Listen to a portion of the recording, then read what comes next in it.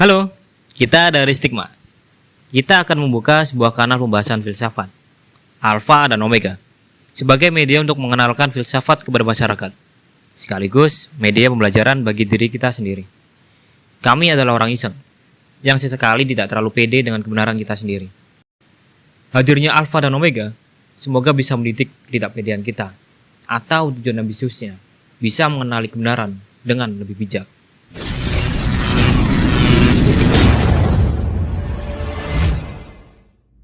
Filsafat itu kalau secara etimologi dapat kita lihat kembali di mana akar kata itu muncul, yaitu pada zamannya Pythagoras dulu. Jadi Pythagoras menggunakan term itu untuk menjawabi muridnya yang menganggap bahwa Pythagoras ini adalah pecinta kebijaksanaan. Tetapi Pythagoras menafikan anggapan muridnya tersebut dan menjawab, "Oh tidak, aku bukan pencipta kebijaksanaan tetapi pecinta kebijaksanaan." Philos artinya cinta dan Sophia artinya adalah kebijaksanaan. Ada yang bertanya, kebijaksanaan seperti apa yang dimaksud begitu?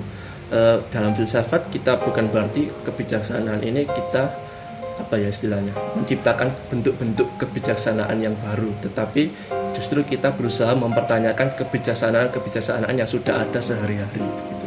Contoh misalnya ada kebijaksanaan altruisme gitu yang menyatakan bahwa kita harus lebih mementingkan kepentingan orang lain daripada diri kita sendiri. Terus mengapa kita harus menabung atau bagaimana? Justru fungsi filsafat dalam artian cinta kebijaksanaan adalah mempertanyakan kebijaksanaan yang sudah umum diamini oleh banyak orang.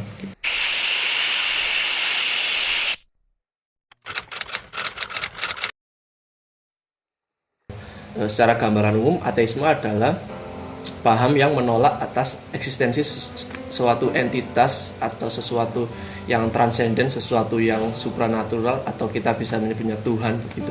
Jadi ateisme adalah paham yang menolak keberadaan Tuhan. Secara sederhana mungkin tidak bisa dikatakan demikian. Nah, lalu apakah belajar filsafat itu kita akan menjadi ateis nantinya?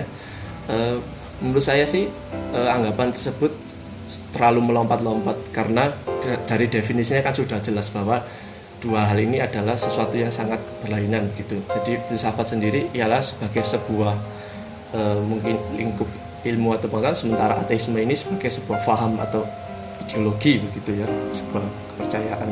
Ya, mungkin kita bisa mengamini bahwa ada sebagian besar filsuf yang ateis, tetapi apakah kita lalu bisa mengeneralisir bahwasanya kalau kita belajar filsafat otomatis kita akan menjadi ateis? Kan tentu saja tidak. Banyak kok juga filsuf yang masih mempertahankan imannya begitu. Bahkan kalau kita anggapan seperti itu dapat mudah dengan ternegasi apabila kita melihat filsafat sendiri sebagai sebuah studi ilmu di kampus-kampus. Kita tahu ada kampus-kampus Islam atau kampus-kampus yang berorientasi pada agama lain seperti Katolik gitu kan, mereka ada program studi filsafat di dalamnya.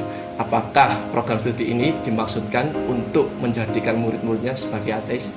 Kan tentu tidak.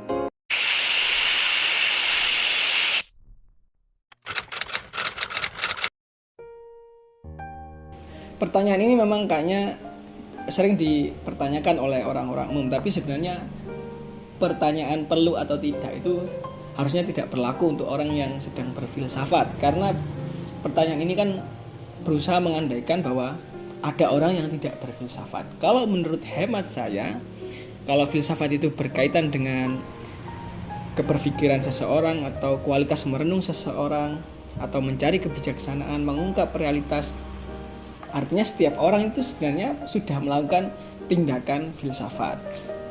Itu tadi pertanyaan dengan pengandaian semacam ini berarti sedang ada upaya untuk melegitimasi bahwa berfilsafat itu sifatnya elitis gitu.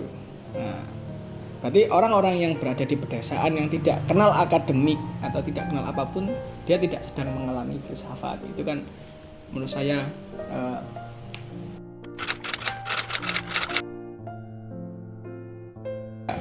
tapi yang menjadi poin penting ketika kita belajar berfilsafat itu adalah kita menguraikan kenyataan dengan jujur, dengan ya sepengetahuan kita menganalisis, mencari celah-celah kebijaksanaan dari kenyataan. Karena objek berfilsafat itu adalah kenyataan atau realitas, maka sebisa mungkin apa yang kita definisikan tidak jauh dari realitas. Nah, pengertian kita tentang realitas itu kan setiap orang memiliki pengertian yang berbeda-beda. Nah, biasanya kalau ndaki-ndaki ini dikaitkan dengan pemahaman terkait realitas, ya itu kan bicara spektrum saja. Tapi yang kalau ndaki-ndaki tapi nggak ada kenyataannya, ya itu yang kemudian menurut saya kurang tepat ketika kita belajar berfilsafat dengan semacam itu.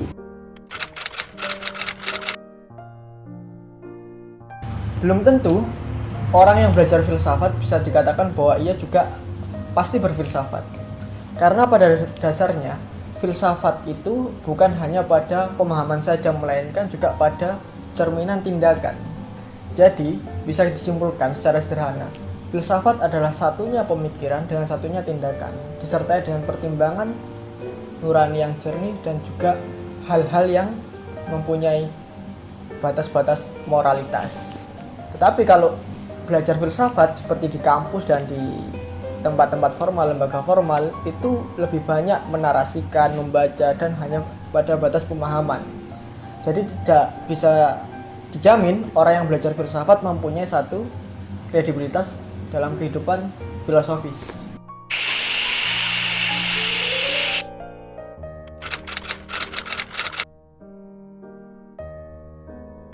Karena alfa dan omega ini adalah abjad pertama dan abjad terakhir pada abjad Yunani gitu. Jadi alfa itu yang pertama, omega yang terakhir. Jadi maksud dari pemilihan nama ini sendiri pun sebenarnya alfa itu bisa kita simbolisasi sebagai titik awal kita ketika manusia itu lahir dan memiliki akal budi, dan omega ini adalah tujuan destinasi terakhir kita begitu. Jadi secara tidak langsung bisa dikatakan bahwasanya ini adalah menunjukkan kalau berfilsafat itu berkelanjutan. Ya, berkelanjutan, ada tujuannya. Iya. Ini juga sebagai satu tolak ukur atau sebagai satu model untuk menunjukkan bahwa stigma melakukan satu permulaan ya untuk mengenalkan karakteristiknya. Omeganya nanti kayak gimana? Nah, kita lihat. Kita mulai dari prasokratik ya. Dari filsafat Sampai mungkin sampai kontemporer. oke.